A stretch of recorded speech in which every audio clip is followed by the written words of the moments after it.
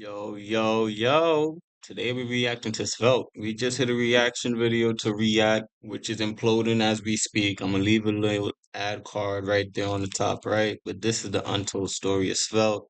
Man, these languages is getting better by the day. Make sure y'all like, comment, subscribe if you hear what I gotta say. Past midnight in a busy newsroom, editors racing deadlines, readers refreshing pages, and one exhausted developer checking the site's loading speed for the 100th time. Every extra second costs precious viewers.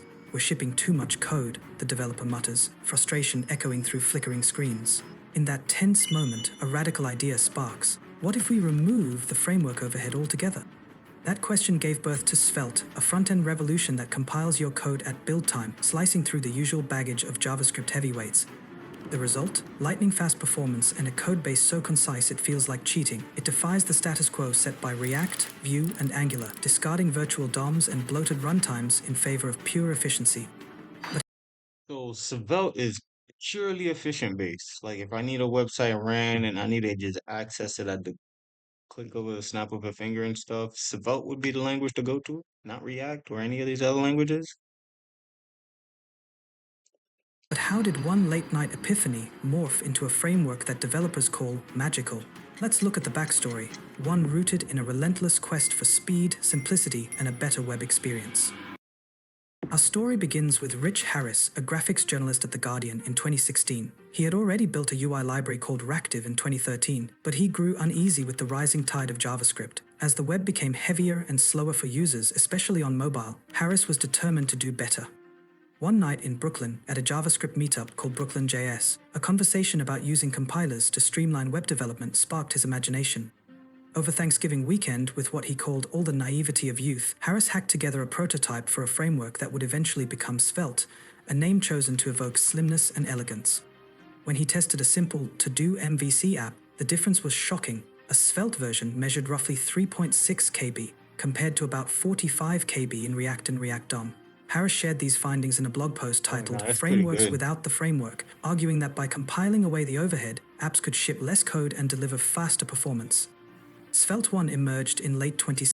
So I guess I don't want to lose sight of what it means by shipping less code. Explain that to me. Is that a good thing if the client doesn't get all the code received to like, and when I say that in terms of is it client on tech, like the client being the web server or the client being the front end side?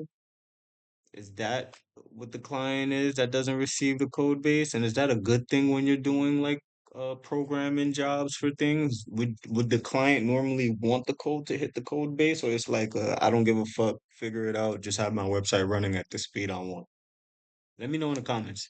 2016, carrying over some of the ideas behind Ractive but relying heavily on the compiler concept to generate optimized, framework-free code for the browser. Early adopters at The Guardian and various open-source contributors dabbled in it, though it remained an underdog next to established giants like React. Svelte 2 arrived in 2018, refining syntax and smoothing adoption, yet the real turning point was Svelte 3, released in April 2019, which introduced a new component API, a reactivity system that updated the UI automatically on variable assignment, and a more friendly, concise single-file component structure. The compiler approach now felt truly polished, allowing developers to write simple code that compiled into minimal, high-performance output. By this time, Harris had moved on to the New York Times, using Svelte for interactive news pieces. Still, Svelte was somewhat niche, Yeah, that's what I was gonna say. but word spread as more developers discovered its potential and found it simpler and lighter than most alternatives. The open source community grew, with new contributors joining regularly. SvelteKit, announced in 2020, provided a full-fledged application framework akin to Next.js, making it easier to adopt Svelte for larger, production-scale projects.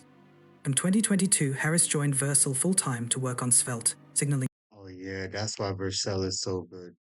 Maybe Vercel is Vercel built on Next.js and Superbase. I know strong that. industry support. Svelte 4 brought performance enhancements, and Svelte 5 introduced bold new ideas like runes for reactivity. Through these versions, the framework continued to evolve. Before we continue, let's take a quick break to hear from today's sponsor, Brilliant. Brilliant is transforming how we learn, helping you get smarter every day with interactive lessons.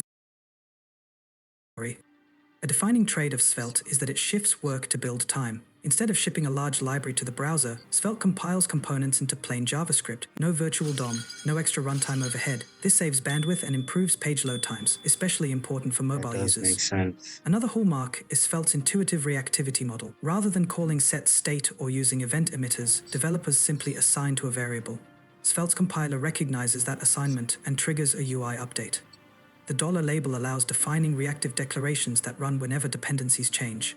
These built-in reactivity concepts reduce boilerplate and keep code naturally aligned with the way developers think. Because it doesn't rely on a runtime like React or Angular, Svelte often results in smaller code bases. Developers can write logic in single-file components, mixing HTML, CSS, and JS in Runtime. Why is a runtime important? Yeah, a cohesive unit. Styles are scoped by default, so there's less fuss about naming collisions or complex CSS setups. And you can use TypeScript seamlessly, making Svelte approachable for beginners yet powerful for production. Still, the question remained, would anyone adopt this relatively new, compiler-based approach? Early on, some worried it lacked ecosystem depth or mindshare. React had a massive library of components, and hiring React developers was much easier. Gradually, Svelte gained ground. Web journalists, smaller startups, and performance-minded developers embraced it for building fast and fluid interfaces. When Svelte 3 arrived, conversations around the next big thing started popping up at meetups and conferences. In surveys, Svelte began topping most loved or most wanted lists, even if it wasn't the most used. Companies like Yahoo, Spotify, Apple Music, and the NBA experimented with it. The synergy with Vercel provided new resources and credibility. Meanwhile, the community expanded, hosting Svelte Summit events online and in person. The ecosystem of plugins and libraries grew, proving that Svelte was no mere curiosity. Developers often describe Svelte as a breath of fresh air. Many mention how it rekindled their joy in front-end work, removing the heavy boilerplate and confusing abstractions that can plague larger frameworks. how do you front-end development is dying a slow death, especially when you can make a website with one word in AI.